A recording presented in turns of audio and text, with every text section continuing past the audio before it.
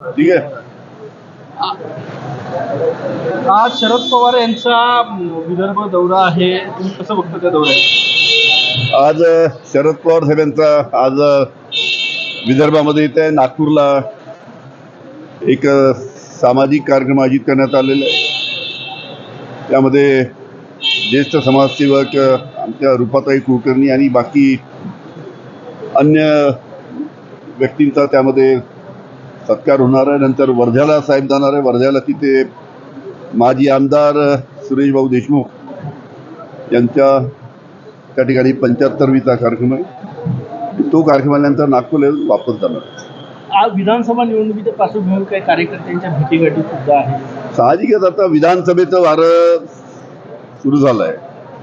अनेक मतदारसंघातनं मोठ्या प्रमाणात इच्छुकांची संख्या अतिशय वाढली आहे. कारण की सर्वांना माहीत आहे की महाराष्ट्रामध्ये महाविकास आघाडीचं सरकार येणार. कालच आपण ऐकलं कोण मुख्यमंत्री होणार याच्याबद्दल सुद्धा काल तिथे चर्चा झाली. पण आमचं ठरलं आहे महाविकास आघाडीची सत्ता महाराष्ट्रामध्ये 100% येणार. आमचा मुख्यमंत्री होणार. पण आमचा मुख्यमंत्री होत असताना माननीय पवार साहेब, राहुल गांधी, उद्धवजी ठाकरे हे तिन्ही ज्येष्ठ नेते एकत्र बसतील आणि महाराष्ट्राचा मुख्यमंत्री कोण होणार त्याची तिथे चर्चा करून त्याचा निर्णय होईल. काल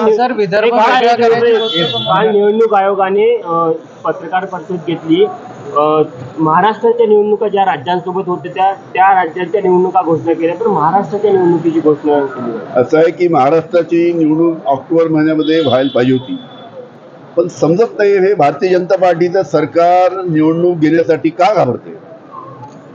अजून पुढे ढकलण्याचा त्यांचा विचार त्या निमित्तानं दिसतोय. भारतीय जनता पार्टीचं सरकार महानगरपालिकेच्या निवडणुका घेत नाही. भारतीय जनता पार्टीचं सरकार नगरपालिकेच्या निवडणुका घेत नाही, नगरपंचायतच्या निवडणुका घेत नाही. आणि आता विधानसभा आहे तर त्या सुद्धा पुढे ढकलण्याचा त्यांचा प्रयत्न आहे. हे सरकार भारतीय जनता पार्टी सरकार विधानसभेच्या निवडणुकीला सामोरे जाण्यासाठी घाबरत आहे.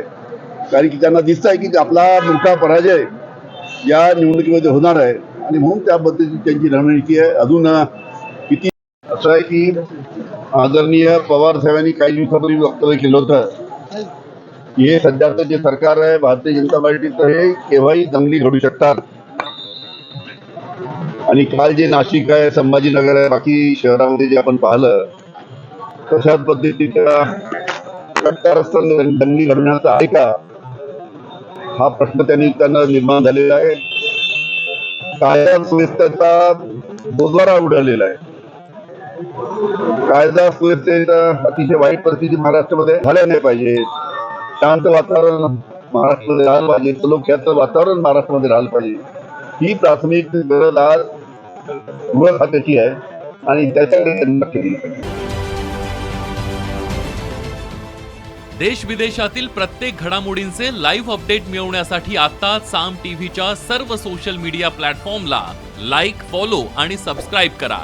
तसंच सर्व नोटिफिकेशनसाठी बेल आयकॉन प्रेस करायला विसरू नका.